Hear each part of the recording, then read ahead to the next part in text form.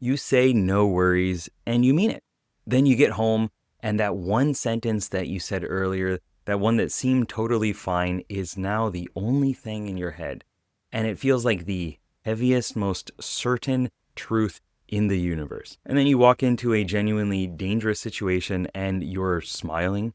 You're assuming everything's going to be fine. But another time someone sends you a text with a slightly off tone and you're 3 hours deep into this spiral about what it means, what you did, and whether the relationship is permanently damaged. If you're an INFP, you know exactly what I'm talking about. And unfortunately, what nobody's explained to you is why it's actually happening. As INFPs, we do want to know why things are happening.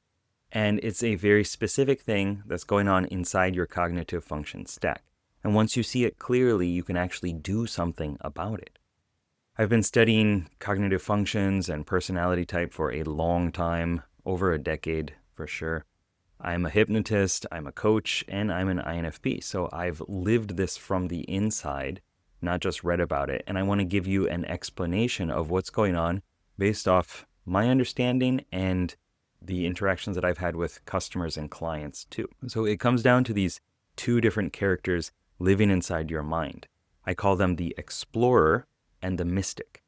And the relationship between these two is exactly why the INFP contradiction exists. This one where you can be dangerously calm when things are actually really serious, and you can be completely locked in and spiral over something that from the outside looks tiny and like it doesn't matter. So let's get into it. The explorer is your extroverted intuition, your NE. And for INFPs, this is also our auxiliary function, and it's one of our greatest strengths.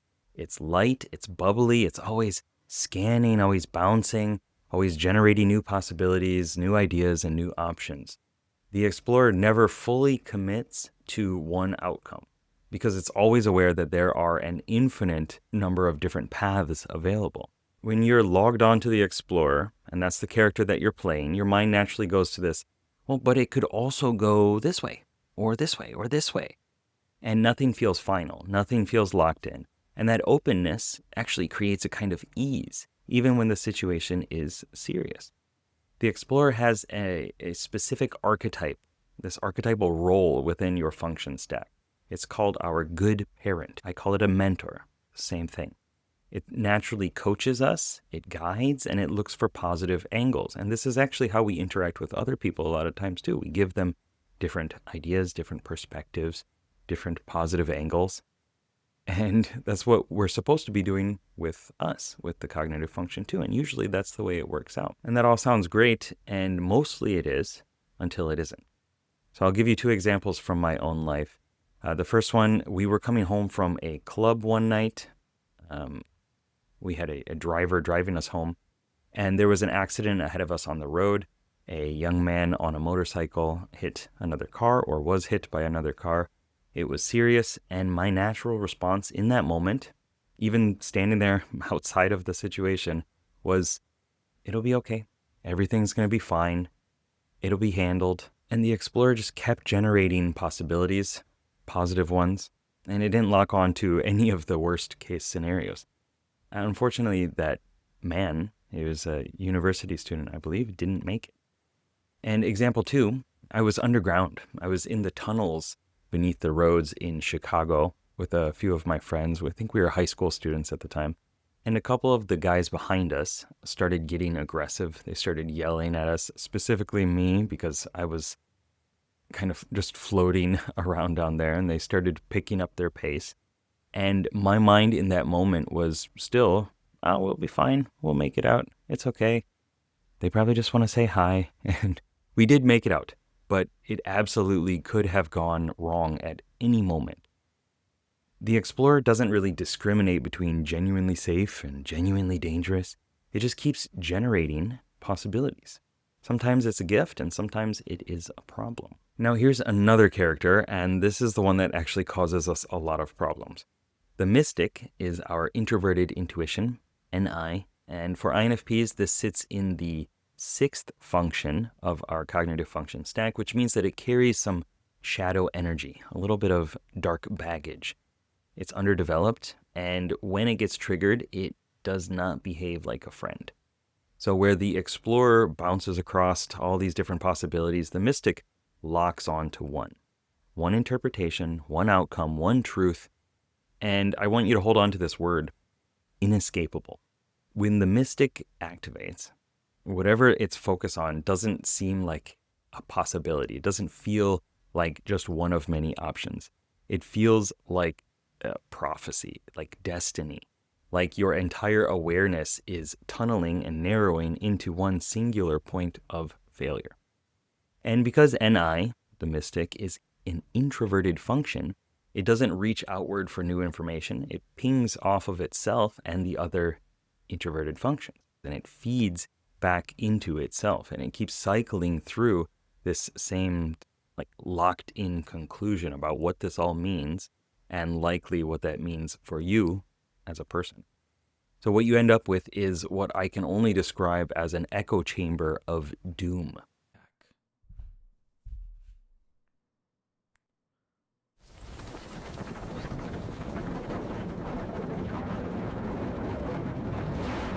So now let's get into the part that makes this whole contradiction finally make sense. In my experience, big emergencies trigger the explorer, and small worries trigger the mystic. In a real crisis, like something real, something external, there's something going on that's actually important, your NE, your explorer, comes online. You start scanning for options, for possibilities, for exits, for opportunities, ways of taking advantage of the situation. You become more useful and more functional in that system, in that situation. And the people around you likely wonder why you're so calm. But something small, like a weird vibe in a conversation, or something that you said that you're second guessing, or a worry about whether you affected negatively someone that you cared about, that triggers the mystic. And then suddenly that small thing is the only thing in the universe. And it feels more real, more certain, more destined, again, than anything that you've ever known. And you might think of it as a weakness, you might think of it as irrationality, but really, if you understand how your cognitive functions work and why your mind goes certain pathways, then you can navigate it a lot easier. It's a very specific cognitive function that gets triggered at a time where you don't want it to be triggered. A part of you becomes active, and then you just kind of get sucked into that direction. So how do you actually break out of this? Well, there are 3 things that really have worked for me, and I offer it to many of my clients as well. The first one is to move it in mental space. And I know it sounds strange until you do it, and then it's kind of hard to unsee. It's like you've been able to read the matrix now, and you know how to interact with the coding of reality. So when the mystic has locked onto something, that something has a location. Maybe it's a feeling, a location internally. Maybe it's an image, a sensation or some visual thing. And it exists somewhere in your mental and or physical space. So find it and then reach towards it. Use your real hands. The more of the meat suit that you can get involved, the easier it is. And then move it. Change its size, change its position, its color, its weight, its texture. So if it's out here, if it's an image that you're seeing, then grab it, shrink it, make it black and white, move it to the side, move it behind you, put it behind you, put it down on the floor. A client recently, he just let it dissolve. Just let it go. There's another one, an internal thing. Just take it out, put it down. Change it if you want to. You're not arguing with the thought, or you're not disrespecting the feeling. You're not trying to think your way out of this. You're actually interrupting this whole loop directly by manipulating the thing that is the problem. We are just reacting to the movies, the images, and the feelings and sounds as well that we are creating. So you can change those. So this is something that I go a lot deeper on inside the Mind Wizardry course. I'll put the link below. You can also get it inside the Evolve community. And number 2 is to get real external feedback. So the mystic is introverted. Remember, it pings off of itself. It's focused internally. So the fastest way to break this echo chamber of doom is to introduce a signal from outside. You got to get something from out there in so that it just shakes it up a bit. And it's not like reassurance seeking, it's actual new information. You want some new, likely sensory feedback. So go talk to somebody real, step outside, get real world input. When new information comes into this system that we have, then it has to change the system because there's something new in there, right? And you can also get your explorer back online, which is a more likely positive figure within your psyche. And once the explorer is running, then that breaks it loose because you're then thinking of new ideas and new possibilities. And you're asking, what if, or what could it be, instead of this is how it is. And third, talk to the mystic directly. Personify it, give it a voice, and then ask it, why are you doing this right now? What are you trying to protect me from? What do you think will happen if I stop focusing on this? There are plenty of questions that you could ask, just like it were a real person, just like if it were a real person. You will get actual answers because the mystic isn't there trying to destroy you. It's a part of you. Right? It's trying to warn you about something. It's trying to protect you from something. It's not a bad part within your psyche. It's there to serve you, and it thinks it's doing the right thing. But sometimes its approach is not the best for you and the rest of your parts. So the problem is that it doesn't know how to do this subtly. It needs more experience. It needs more education. You need to negotiate with it. So it stops you entirely, and it does what it knows how to do, which is focus on this one thing and keep amplifying the problematic aspects of that until you pay attention. And then once you pay attention, it thinks that it's done a good job. So once you ask what it needs, then you actually loosen its grip and you allow it to talk to you, and then you can negotiate with it and give it some different advice and suggest different possibilities and opportunities. So when INFPs actually say, no worries, and then have all the worries, you have now two very different parts, different characters running inside of you. Okay, remember that the explorer keeps you light, open, and strangely calm in the face of real danger because it never closes off possibilities. It's always looking for different avenues, different paths that things could go. And the mystic, when it's operating from the shadow and it hasn't been trained to be more on your side, then it grabs something small and it makes it feel like it's the only thing that exists, this inescapable truth, this doomsaying and prophesizing. So neither one of these are a problem. They're just something that is happening, and we need to learn how to adjust and interact with them differently so that we can get a different result. So the goal for us is to know which one is logged onto at any given moment and how to hand the controller over to the right character.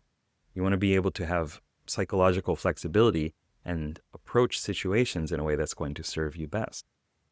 So what I'll say about the mystic is that when it is healthy, when it's positively developed, when you've created intrapersonal rapport with it, it becomes one of the most powerful inner resources that you have. It has a deep vision, pattern recognition that goes beyond new possibilities, but it's seeking something deeper. And this ability to sense, where something is going before anyone else can see it. And you have that character within you, but likely as an INFP, the relationship has been developed unconsciously, right? So once you develop it consciously, you can stop it from running these patterns that are not helping you, and you can start asking the right questions, and you can get good, helpful advice from this advisor part of yourself. So if this landed for you, drop echo chamber in the comments, and I'll know that it actually was a meaningful topic for you and something that you want me to explore more of later. And if you want to do this kind of inner work inside of a community of other INFPs and type geeks who actually get you and are interested in using personality type and parts work and role-playing game analogies and metaphors for self-development, then you can join Evolve at evolve.geekpsychology.com and subscribe for more. And check out this video over here for more information on introverted intuition so that you can get a deeper understanding of that character and how to apply it to your life. Good luck, have fun. Peace.